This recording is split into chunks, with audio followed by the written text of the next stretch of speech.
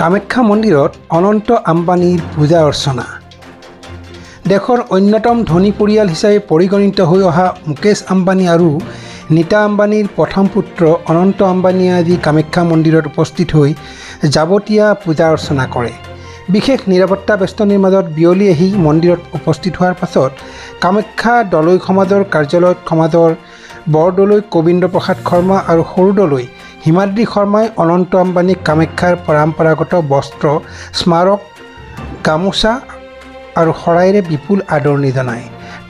পিছত অনন্ত আম্বানীয়ে আধা ঘণ্টাৰো অধিক সময় ধৰি মন্দিৰত পূজা অৰ্চনা কৰে। এই কাৰ্যত দুয়োজন দলয়ে সহযোগ কৰে।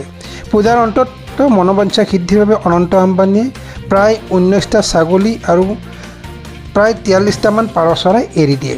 বিদায় লোৱাৰ পূৰ্বে অনন্ত আম্বানীয়ে বৰদলৈ গোবিন্দ প্ৰসাদ শৰ্মাক 2,51 লাখ টকাৰ চেক প্ৰদান কৰে। চিটি ৰিপৰ্ট, অমৃত নিউজ, গুৱাহাটী। অমৃত প্ৰবাহ অসমীয়া সাপ্তাহিক কাকতৰ ডিজিটেল সংস্কৰণ অমৃত নিউজ, সত্যৰ সন্ধানত অমৃত নিউজ।